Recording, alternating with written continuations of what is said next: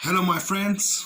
My name is Sam, and I am very glad that I have this opportunity to have this episode with you and to share my knowledge and my analysis about Zoroaster with you. And I think that it's not bad if we at first go and read this text, the text of this book. And the name of this book is The Eastern Mythology.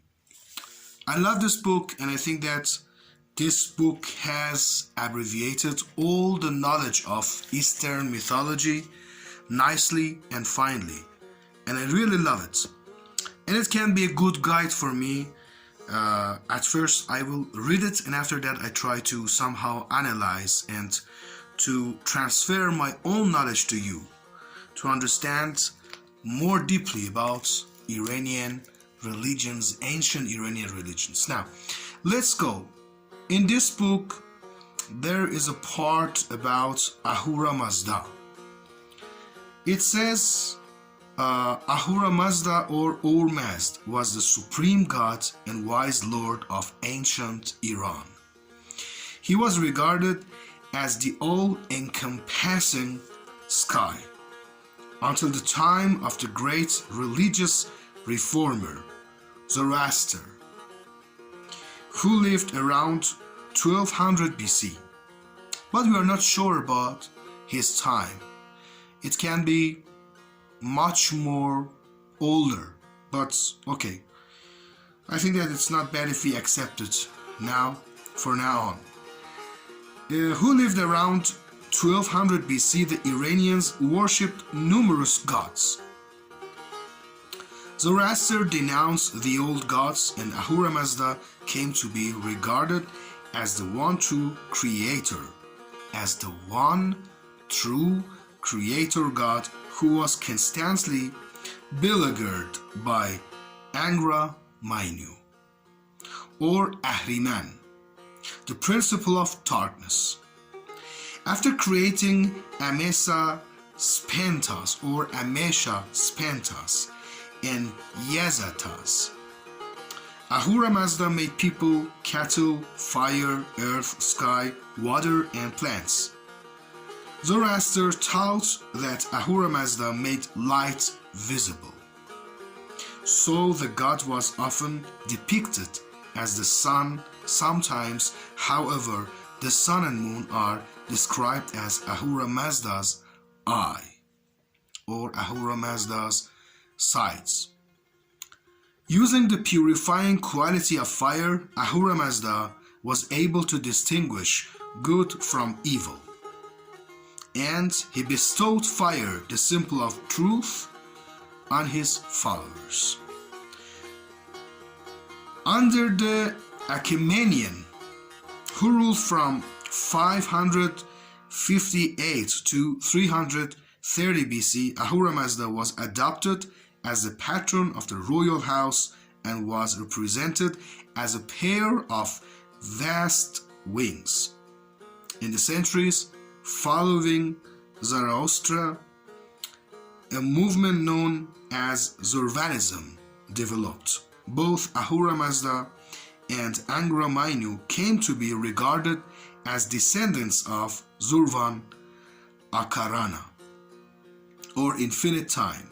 This helped to circumvent the problem of Ahura Mazda having created evil, or at least having allowed it to exist.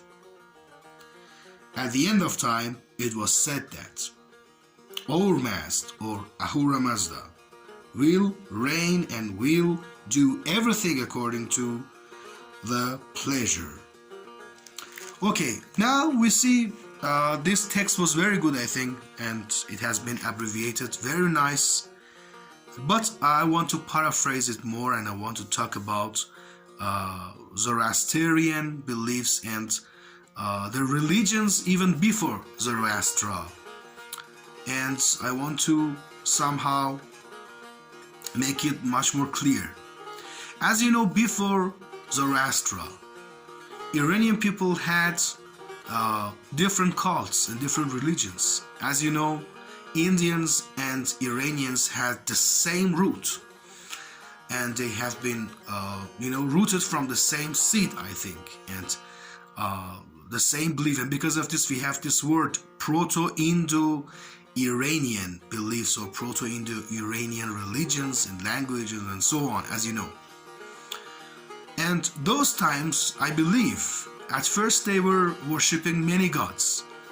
But among those god worshippings, among those people who were believing in different gods, as those gods were the manifestations of the power of nature, they were some people, their name was Mor, and I think that you call them mag, as you know that the magic word etymologically has been derived from the word of Mor in Iran, and Mor or mag is the same. There were some magic beliefs, and there were some mags or Mors that they had concluded so deeply. They had concluded so deeply about the source of this creation, and they did know that this existence is something conscious, and it must have a source. There is a unity, and as you said, sometimes we can call it monotheistic point of view, a kind of monotheistic point of view. I teach Avestan language, and I can write and read Avestan language, and among all those texts and all those ancient writings that I have studied, I concluded that they did know that there is just one source, or we can say that there is just one God with big G, or it's better to call them monotheistic monks, or mags. They could understand that. And if you go to the word of Mazda, and if you want to analyze the word of Mazda, you will understand that Maz in Indo-European or Proto-Indo-Iranian languages, Maz, or we can say Ma or man, can be the root of wisdom. Means the main meaning of Maz is wisdom. And we have the same word in Sanskrit also. We have manas or manas. It's a kind of wisdom, it's a kind of mind, it's a luminous mind. We can call it a luminous mind. And manas or maz, and after that, this manas or maz plus da means to give, to bestow. And mazda or manasda is someone who gives wisdom, a pure wisdom. And we cannot find any location for this phenomena. We cannot find any time for this phenomena. It's eternal. We can say that it's in fact encompassing. It's an encompassing wisdom. It's I think that the consciousness of this word, the consciousness of Giti, we say. Giti means this word, as you know, in Persian language. And it will give permanently, constantly, without any stop, just wisdom.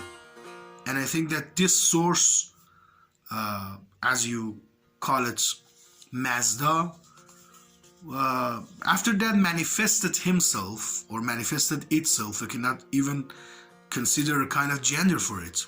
We cannot say it's male or female. It's without sex, it's without time, it's without space. It's somewhere like nirvana. I think it's a pure wisdom.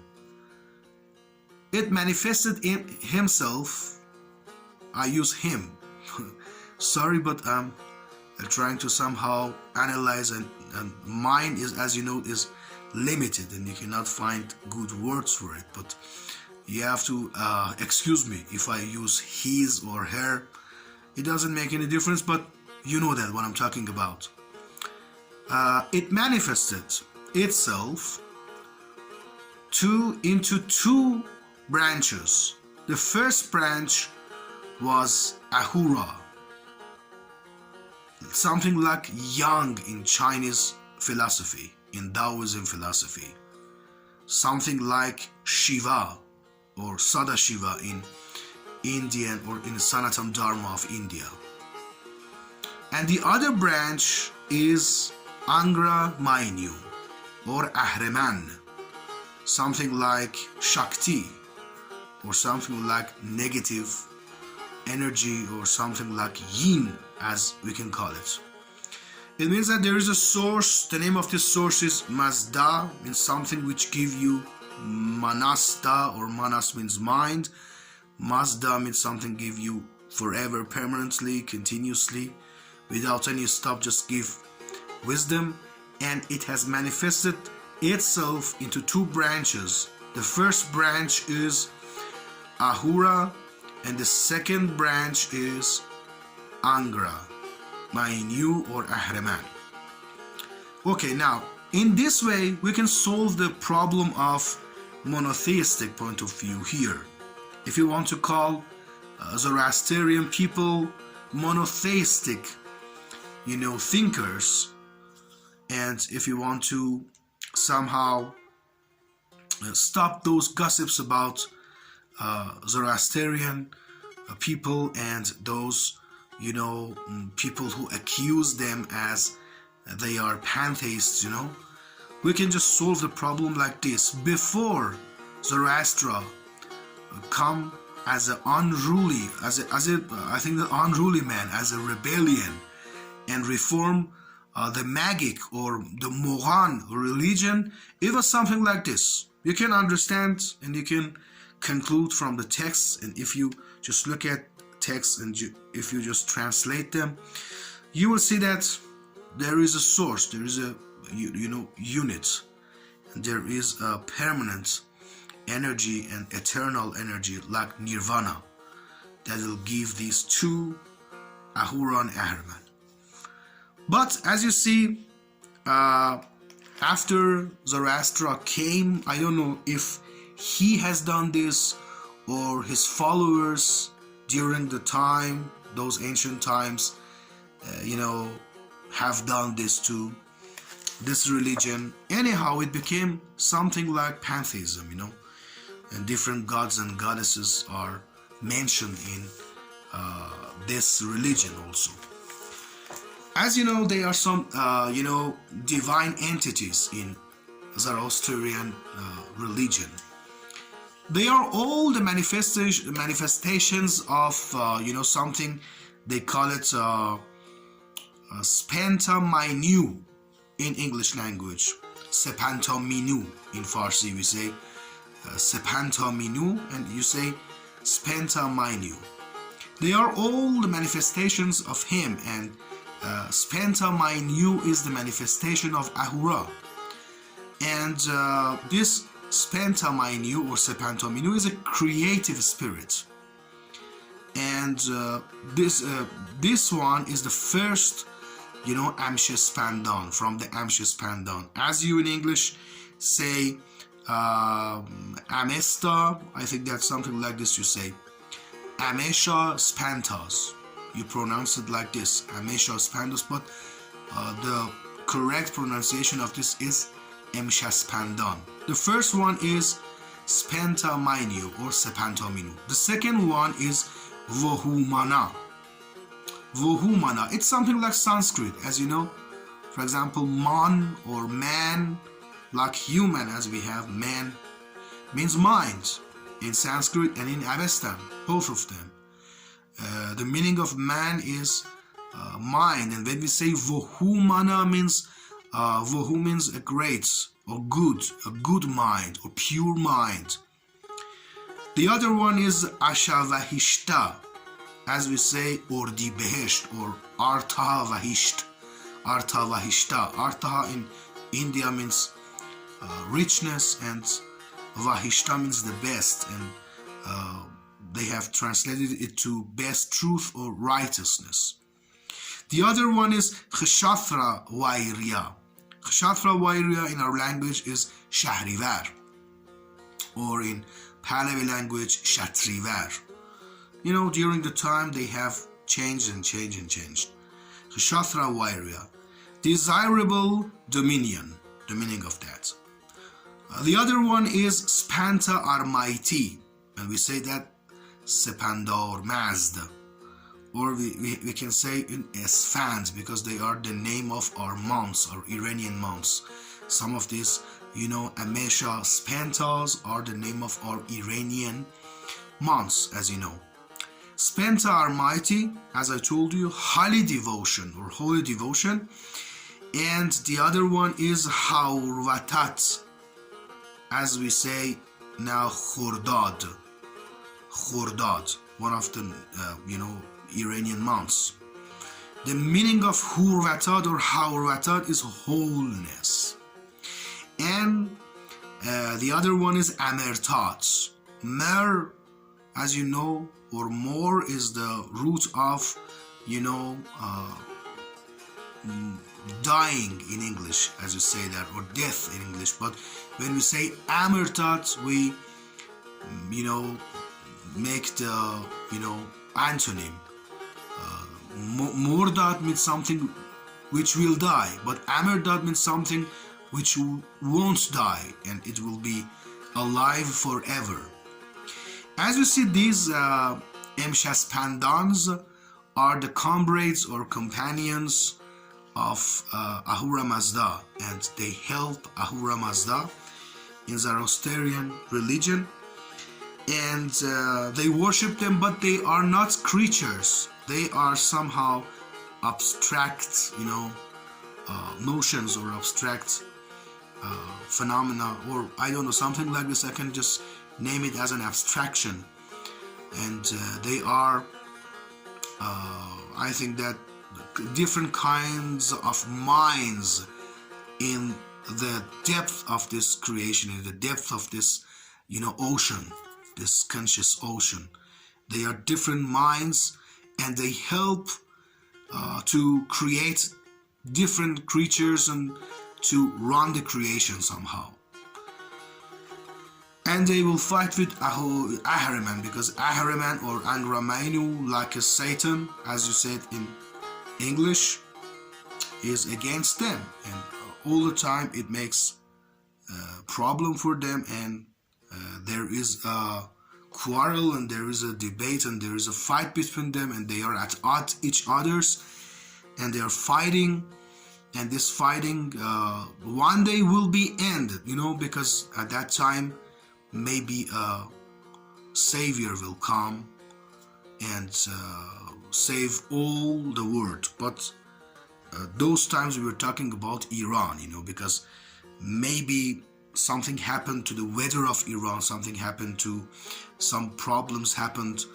They say that long winters and short summers happened at that time, and they were so sad about this matter, and they believed that Angramainu or Ahriman did this to Iran, and these Emshashpandans or Amesha Sepantas were trying to fight with Ahriman to somehow defeat him and bring back spring and bring back summer.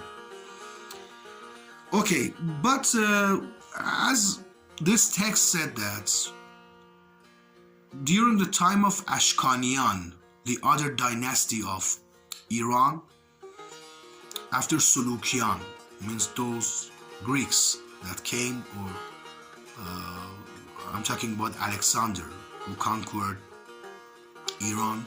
After that, Ashkanian defeated him, and they became the rulers of Iran. The idea of Zoroastrianism somehow flourished. Somehow this kind of religion was a mixture of those Yazats. As you know, Yazats means gods. As we have in Sanskrit, we have Yajna or Yajti or Yagni, something like this. That maybe the root of this Yazats, or means gods or demigods. Zoroastrianism was a kind of, a kind of mixture with those Yazats, or those gods and demigods of ancient times, Indo-Iranian times. Especially Mithra was one of those gods which was very important. And after that, you know the story that Mithraism conquered all Europe and all around the world because of Ashkanian dynasty and Mithridates. We call him Mehrdad, Mithridates. And after he attacked, to Rome and to Greek, and after that he could somehow broadcast, and somehow as a missioner, his pirates, as you know, his sailors, when they attacked to those countries, they could become as missioners to bring Mithraism to those countries. And you know the story and the effects of Mithraism on Christianity also. You know this matter. But at that time, Zurvan became the solution, and Zurvan became as the source of Angra Mainyu and Ahura Mazda. As I told you, I think that the right point of view is that Mazda was the source, and Ahura and Ahriman derivated from him. But in this philosophy, in Zoroastrianism philosophy, Zurvan, the endless time, Zurvan, the endless time, Akarana, you can call it Zurvan Akarana, the endless time was the reason, was the source of those two manifestations, yin or yang, as you can say, or Ahura and Ahriman, Ahura Mazda and Ahriman. And one day, righteousness will become victorious, and all this world will go to peace and quiet. I hope this happened. Okay, it was my first episode. Sorry if I couldn't paraphrase properly, but I'm trying to speak more and more to, it's like switching a car. I'm just switching and I'm just running, and I'm just trying to tell you as good as I can and as proper as I can. And if you like this episode, please subscribe my channel. If you like to have more programs, please help me, please chat with me, please comment, and do not forget to like my post and subscribe my channel.